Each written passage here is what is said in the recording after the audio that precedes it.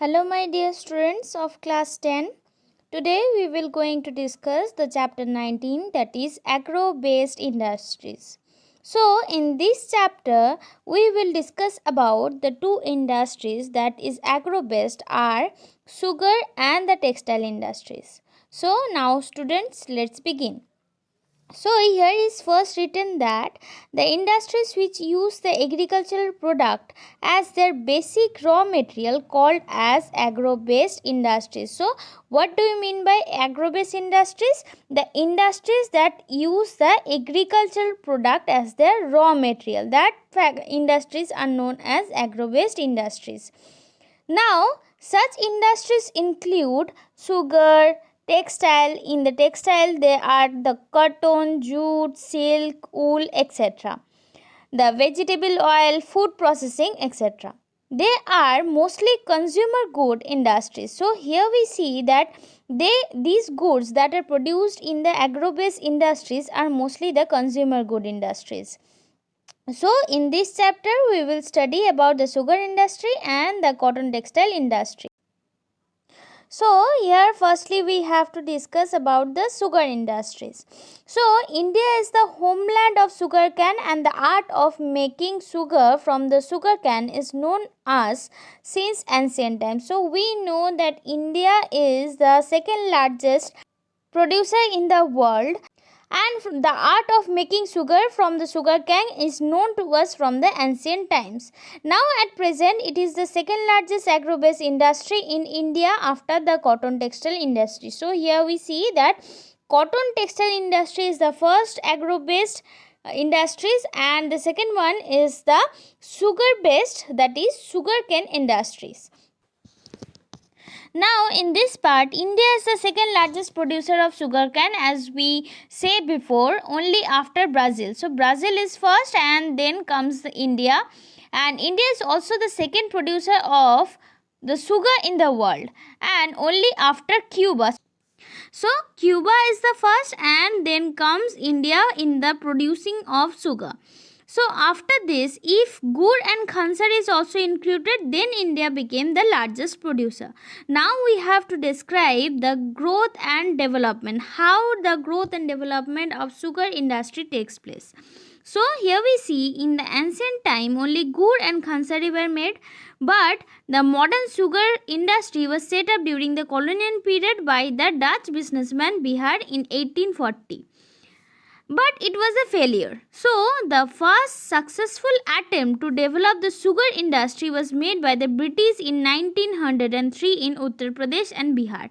So, this thing we have to remember, that the first successful attempt of the sugar industry is by the British in 1903 in Uttar Pradesh and Bihar. So, the demand for indigo was drastically reduced due to the introduction of the synthetic blue in the market.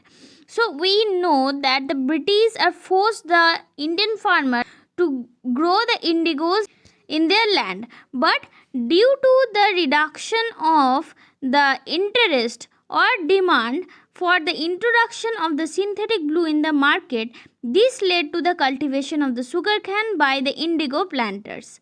Now, initially the growth was very slow, but progress after 1931 was significant. This is due to the imposition of duty on the import of sugar. Now, the sugar industries passed through many ups and downs during and after the Second World War. After the independence, that is 1947, after 1947, there is sudden rapid progress in the sugar industries. During the last 50 years, the fluctuation in the production of sugarcane was made due to the decline in sugarcane producing areas and the low price of the sugarcane. Now we have to know about the location of the sugar industries. So what is the location that is preferable for the sugarcane industries? So here we see that the first one is the sugarcane is the main raw material for the sugar industries, which is heavy, low value, weight losing, and perishable commodity. So there are many disadvantages of the sugar cane, that is the raw material for the sugar cane in sugar industries. So it is heavy, low value, weight losing and perishable commodity. So sugar cane cannot be stored for a long time after the harvest, and as it may loses the sugar content, thus the sugar cane should be sent immediately to the sugar cane mill. So here we see what is the reason that the sugar cane after harvesting is sent immediately to the sugar mill. So here we see that sugar cane cannot be stored and it loses its sugar content. So that's why the sugar cane should be sent immediately to the sugar mill after it harvested. Now, the sugarcane cannot be transported over long distance as it may increase the cost of production, and the juice in the sugarcane can also dry up on the way. The next one that comes here, that even today most of the sugarcane is transported by bullock carts and tractor trolley, as most of the sugar mill are located near the sugarcane producing areas. In 1998, the sugar industries was delicensed. New sugar mill can only set up by 15 km away from the site of existing sugar mill. So, in India, gur and khansari are made on the large scale, and thus only about 40% of the total sugar cane produced in India is used for making the crystalline sugar. So, here we see that only 40% of the sugar cane is used for making the white crystal sugar that we use regularly. So after this, the distribution of the sugar industry in India. So what are the areas where these type of industries are distributed? Most of the sugar mills in India are located near the sugarcane producing areas. So as we know that these mills have to locate near the sugarcane producing areas, there are many disadvantages if it is located far away from the sugar producing areas. So that's why it is mainly located near to the producing areas, and about 40% of the sugar mill in India located following two belts. So in the two belts that are, first one is Uttar Pradesh, Bihar, Haryana, Punjab, and the next one is Maharashtra, Karnataka, Andhra Pradesh and Tamil Nadu. Now we are going to discuss each of them one by one. So first comes the Maharashtra. So here we see that Maharashtra is the largest producer of sugarcane in India, and it has captured the position from the Uttar Pradesh. So now we are going to know what are the reasons why the Maharashtra is the ideal place for the sugarcane cultivation. So here we see that the maritime climate in the western part of the Maharashtra is ideal for sugarcane cultivation.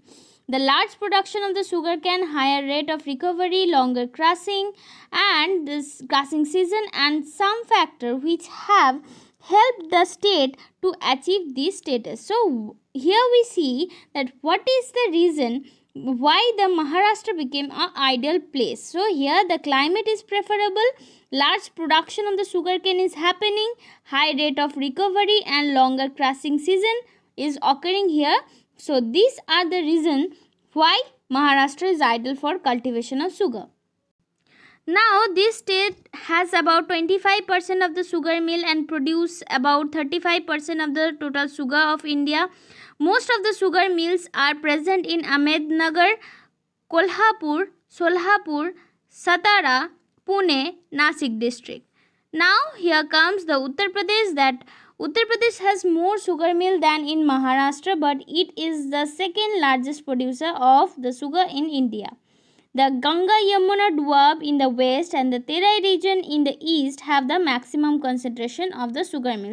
So where in Uttar Pradesh there is the more concentration of the sugar mill? So the area of the Ganga Yamuna Doab in the west and the Terai region in the east have the maximum concentration of the sugar mill. Now the main sugar producing districts are Meerut, Muzaffarnagar, Saharanpur, Moradabad, Deoria, Basti, Sitapur, Ajodhya, etc. Now we are going to discuss about the Tamil Nadu, the next state, that is, the Tamil Nadu had great progress in the last 2 decades. This is due to the high yield of the sugarcane, higher sucrose content, that is the sugar content, and the long crushing season and the modern machines that are introduced in Tamil Nadu. These are the factors for which the progress or the high yield is happening in Tamil Nadu. Due to this factor, Tamil Nadu is now the third largest producer of the sugar in India, and most of the sugar mills are located in the district of Coimbatore, Tirupur, Karur, Tiruchirappalli and Madurai district. So the next comes the Karnataka. So here we know that as Tamil Nadu is in the third position and Karnataka is the fourth producer of the sugar in India, it has about 30 sugar mills which are mostly located in Belagavi, Mandya district. And the other sugar producing district are Mysuru, Vijayapura, Ballari, Shivamogga, etc. And the last state here we see that the Andhra Pradesh. Andhra Pradesh has more sugar mill than Karnataka, but the most of the mills are comparatively smaller in size, and most of the mills are in East Godavari, West Godavari, Krishna, Visakhapatnam and Chittor district. And the other important sugar producing states in India are Gujarat, Telangana, Haryana, Punjab, Bihar, Madhya Pradesh, Rajasthan. Now we are going to know about the factor what is the difference that is occurring due to the regional difference, that is the northern and the southern India. So what is the difference of the sugar industry between the northern and the southern India? So here we see that in the North India used to produce about 80% of total sugar, but now it shares only 40%. So here we see that the yield of the northern region is decreased, and the sugar industry is gradually shifting from North India to South India. So this is due to the following reasons. So what are the reasons that sugar industry is shifting from north to south? The typical tropical climate of the South India help in getting higher yield of the sugar cane per hectare. So here we see that the climatic factor of the South India is preferable for the high yield of the sugar cane. The sucrose content in the sugar cane of the South India is also comparatively higher. Here the sucrose content means the sugar content is also higher in the South India, that is producing in the South India. And the crushing season of the sugarcane is much longer in South India than North India. And the next difference is the cooperative sugar mill in South India are better managed than the private sector mill in North India. So here we see that in the South India there is cooperative sector industries, but in North India there is private sector industries. So that's why the cooperative sector industries are better managed than the North Indian private sector mills. Most of the sugar mill in South India have new modern machineries than those in the North India. So introduction of the modern machineries is also a cause of shifting from North India to South India. Now we are going to discuss about the problems of sugar industries in India. But firstly, we have to know about the main centers of the sugar industry in India. The main sugar producing states in India are Maharashtra, Uttar Pradesh, Tamil Nadu, Karnataka, Andhra Pradesh, Gujarat, Haryana, Punjab, Bihar, etc. The name of the district in which the sugar mill are located with some given states. So first one is the Maharashtra. In Maharashtra there is Ahmednagar, Kolhapur, Solapur, Satara, Pune. We have discussed it before.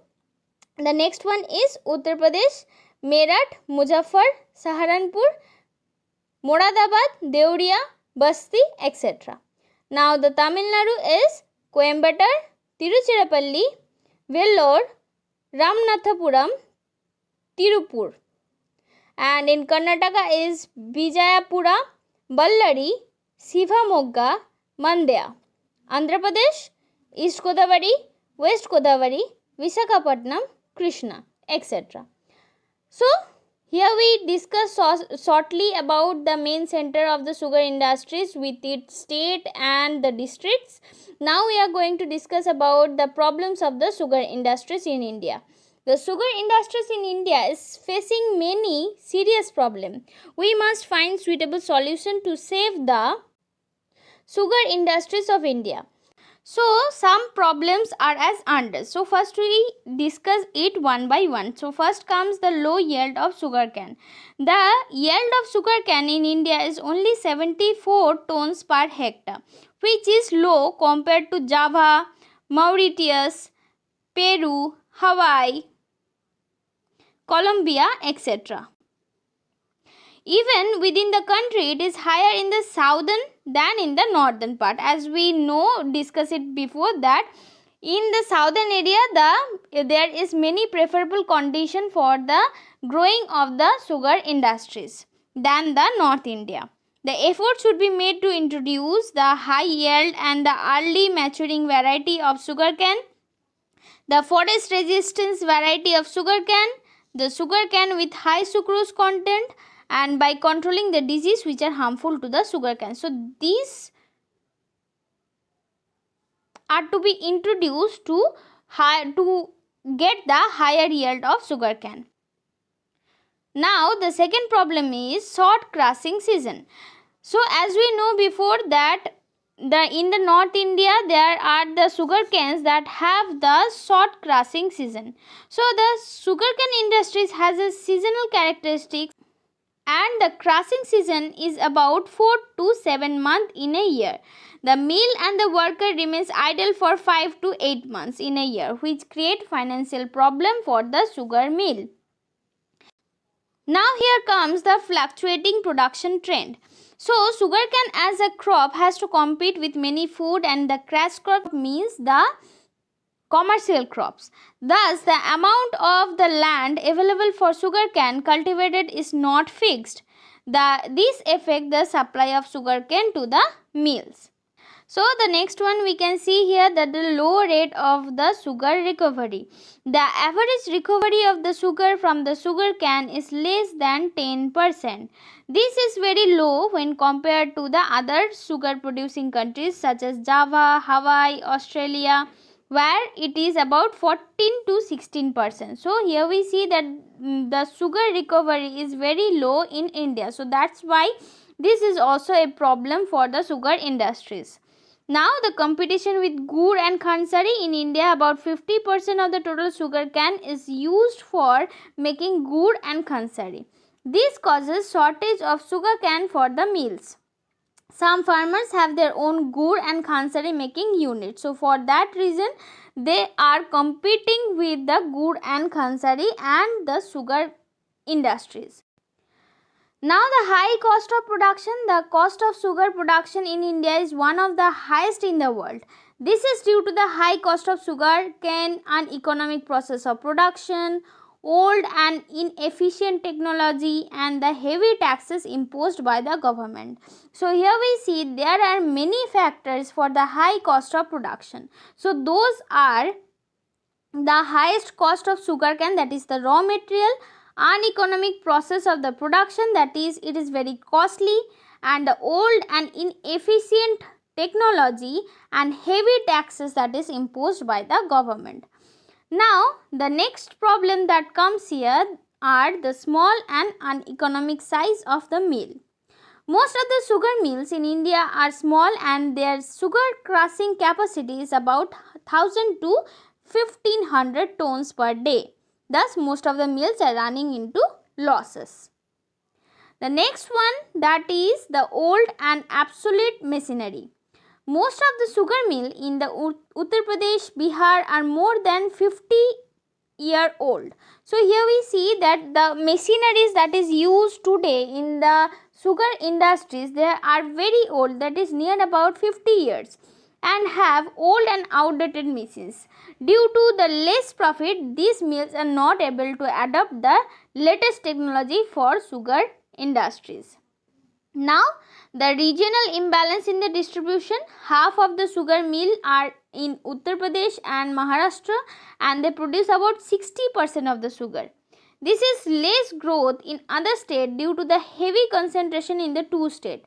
This led to the imbalance in the regional distribution.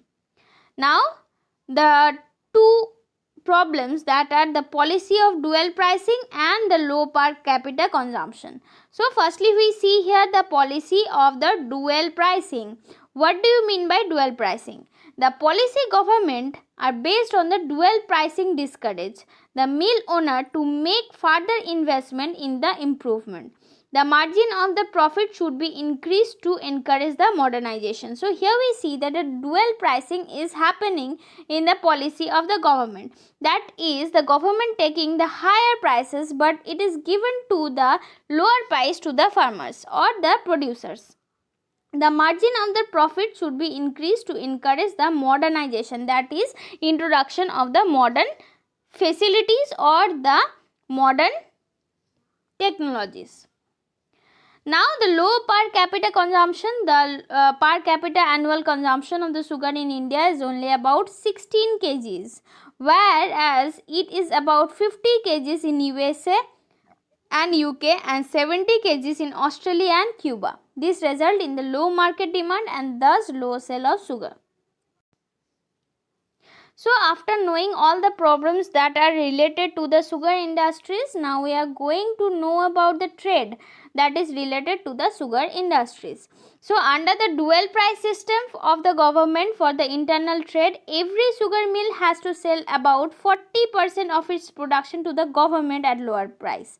But the government has taken the higher price for that sugar.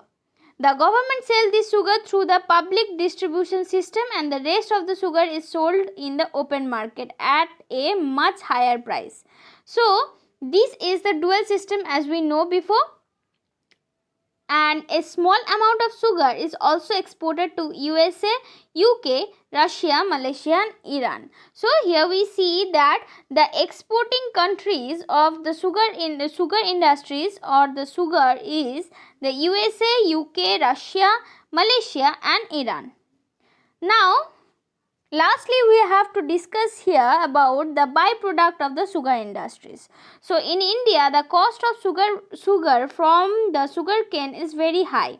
This can be slightly reduced by the properly utilizing the product or the byproduct of the sugar industry. So, we see here the cost of the producing sugar can be reduced, and it is reduced by proper utilizing of the byproduct of the sugar industries. So some of the product are bagasse, molasses, press mud. What is bagasse?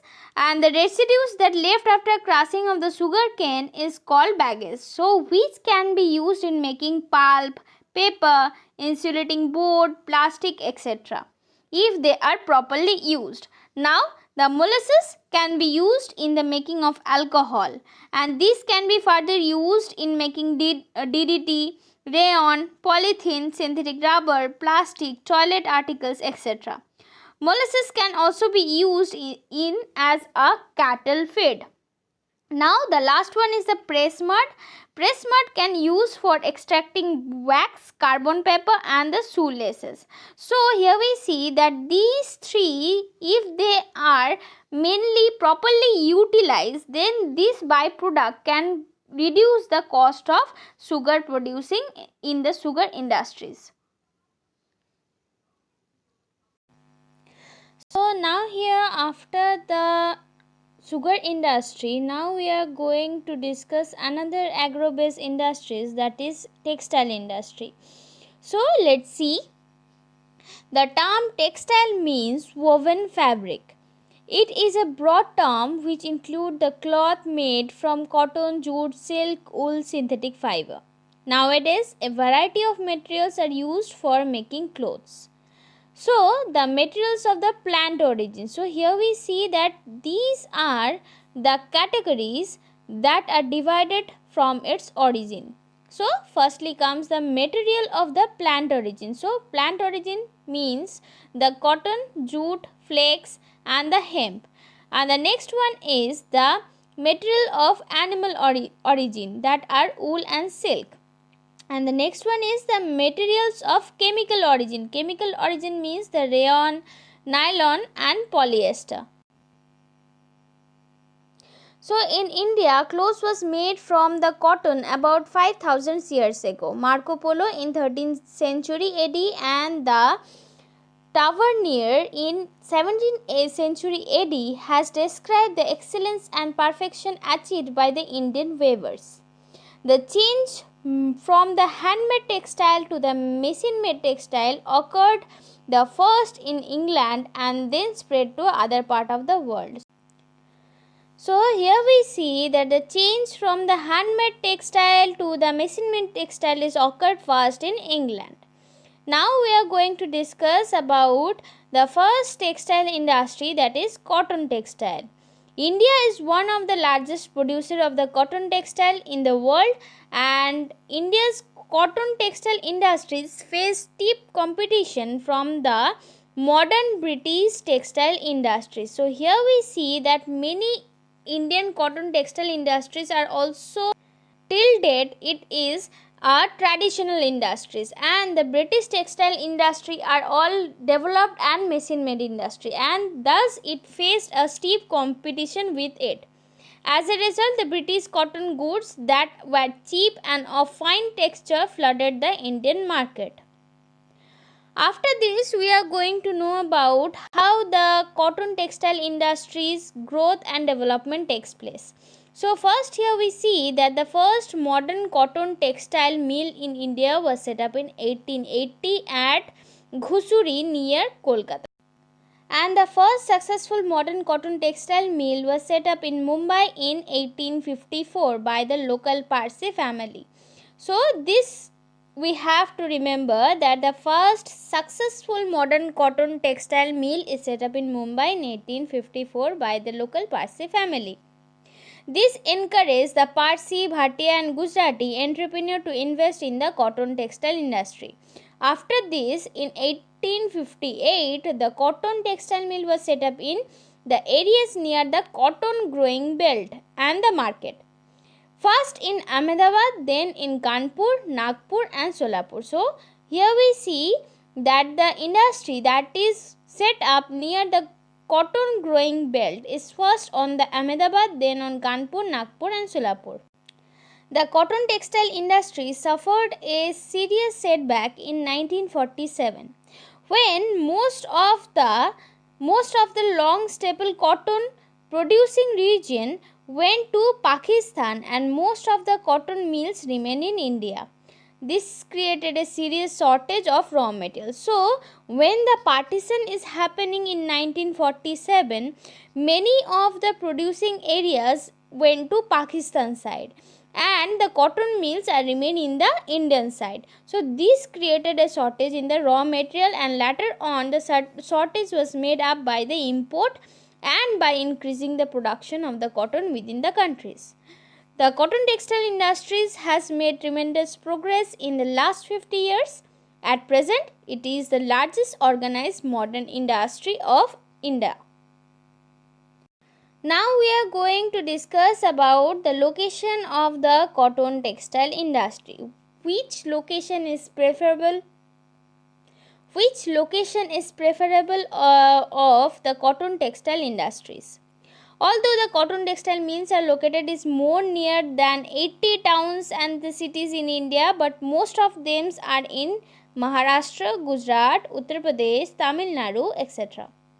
The location of the textile mill is mainly influenced by. So here we going to know about the factors that are influencing the location of the cotton textile industries. The first one is the availability of the raw materials, accessibility to the market, capital facilities, port facilities and cheap and skilled labor. So these are the factors that are influencing the location of the cotton textile industry.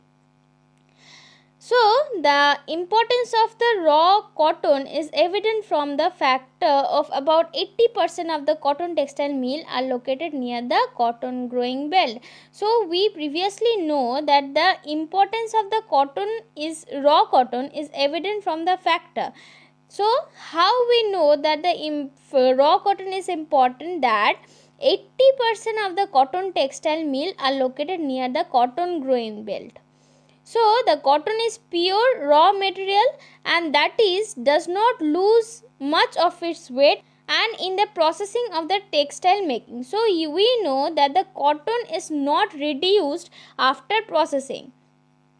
Thus, the difference between the cost of transporting raw cotton and the cotton textile is almost negligible. So, that's why we are going to see that the difference between cost of transporting the raw cotton or the cotton textile is almost negligible, because most of the cotton that are coming from the production area as a raw material is doesn't lose its weight, and thus the cotton textile production cost is almost negligible. Now we are going to know about the distribution of the cotton textile mills in India. So the cotton textile industries is widely distributed in Maharashtra, Gujarat, Tamil Nadu, and together account about 60% of the total cotton textile mill in India. The other important states are Uttar Pradesh, West Bengal, and Madhya Pradesh. So firstly here comes the Maharashtra.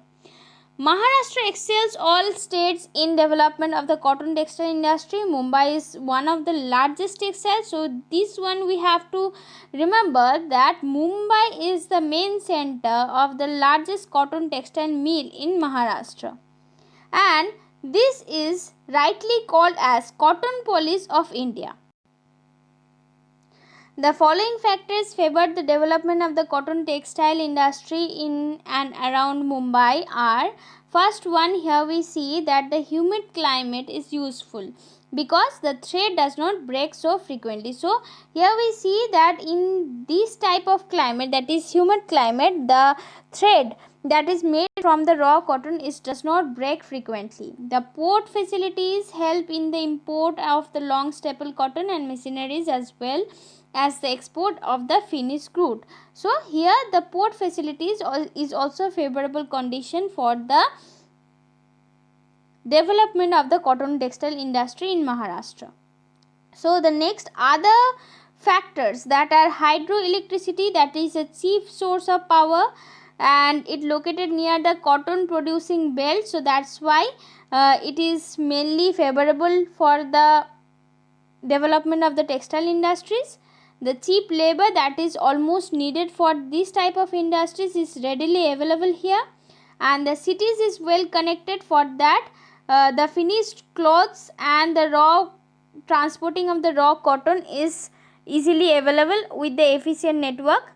The capital and financial resources are also available in the Mumbai city, and there is a ready-made market for the cotton textile both in domestic and the foreign market. And Mumbai also enjoys the advantage of the early start. So early start means Mumbai firstly started the cotton textile industries, so that's why the Mumbai enjoys the advantage of the early start.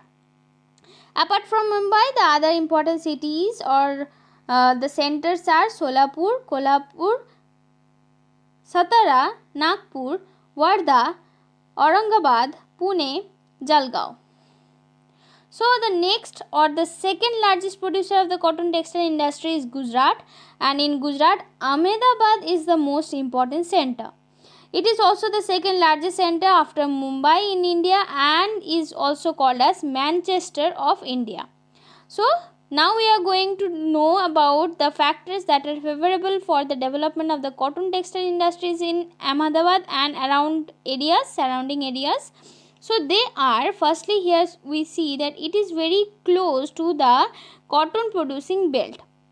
Next one is the humid climate, as we previously know, and the land in around the Ahmedabad is much cheaper than in Mumbai. So we know that Mumbai is a very populated area, so that's why there is the land is much higher in price, but in Gujarat the lands are more available cheaply than in Mumbai. The cheap hydroelectricity The cheap hydroelectricity is readily available, and the skilled and semi-skilled labor is also available and recruited from the surrounding areas. Ahmedabad is located at the center of the rail and the road network, so that's why Ahmedabad is also well connected with the major towns. The textiles are cheaper and thus find ready market is in every part of the India.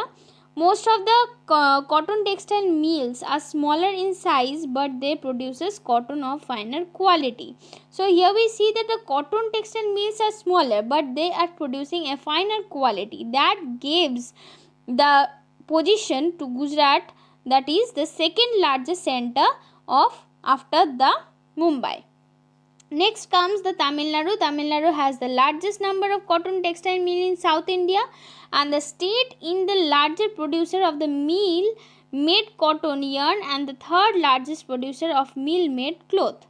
So here we see that the Tamil Nadu is ranking the third largest producer of the mill made cotton.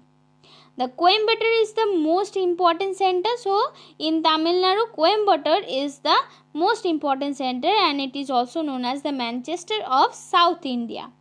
The main factors we are going to know that they are the easy availability of raw cotton, rich pool of skilled labor, cheap hydroelectricity from Paikara project, and expertise in the product quality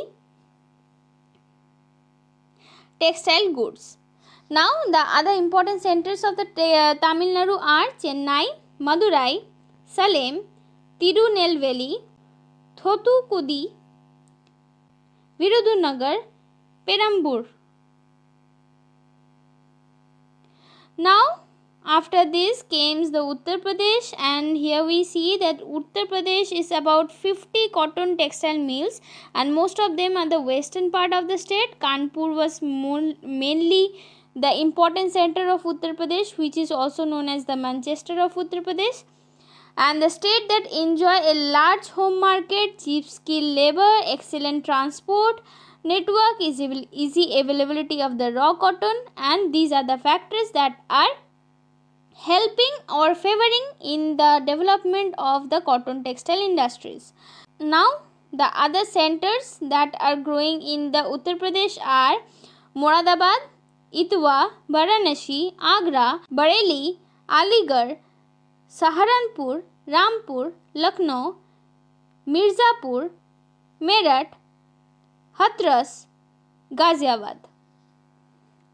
Now here comes the West Bengal and has about 55 cotton textile mills, and the Kolkata is the most important center, and it is located away from the main cotton producing areas. This is a disadvantage for West Bengal, but enjoys the facilities of port, local labor due to the high density of population, and a ready market. So here we see the other main centers in West Bengal are Howrah, Murshidabad, Hooghly, Srirampur, Saikia, and Samnagar. The other main center of the cotton textile industries are in the other states are Andhra Pradesh, Karnataka, Madhya Pradesh, Rajasthan, Kerala, Punjab, Haryana, Bihar. After all this, here comes the problems that are arising from the cotton textile industry in India. The cotton textile industry in India faces many problems, primarily due to the growth of power loom sector and the textile policies of the government.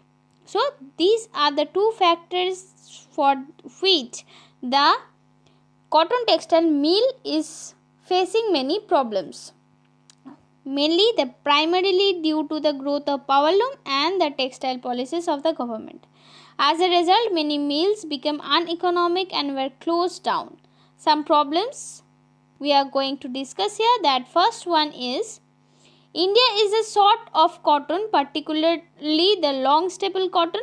Most of it is imported, and fluctuating price and uncertainties in the availability of the raw cotton result in the low production. So from this point we can know that the long staple cotton is not available in India. So for that reason it is imported and the price is fluctuated, that causing problem to the low production of the industries. Now the next one is Most of the textile mill in India have old and obsolete machineries, which is more than 25 years old. This led to the output, more quality of the good and the high production cost. Now the power supply inadequate and there are frequent power cut, load shedding. This is led to the loss of the man hours and the less production. The other problems are the labor productivity is very low in our country. The industrial relations are also not good. On, on an average, an Indian worker handle about 400 spindles and 2 looms as compared to 1800 spindles and 30 looms in Japan. So, here we see the labor productivity is also low as compared to Japan. The next one is the Indian textile good faces a steep competition in the world market, that is international market, especially in China, Taiwan, South Korea, Japan, where the good and cheaper are the better quality. The Indian cotton mill industry is adversely affected by the power looms, handlooms, synthetic fiber, and the tax concession for the small scale sector producing cloths and yarns makes survival difficult for the cotton textile mills. The industries has suffered due to wrong and faulty policies of the government. The production control cloth causing huge loss to the mills. The above factors have resulted in creating sick mills which bear huge losses. More than 150 mills are sick in our country and many of them have been taken over or run by the National Textile Corporation.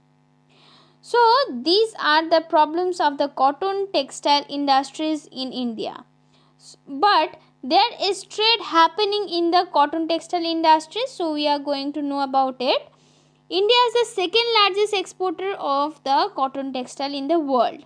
The cotton yarns, clothes, ready-made garments form the main item of the export. Indian garments are known for their quality and design. Today, the exporter of the ready-made garment has surpassed the export of cotton, yarn and fabric. Russia, UK, USA, Australia, France, Italy, African countries are some of the main buyers of the Indian textile clothes and garments. So, here we have completed this chapter and that's all for today. Thank you.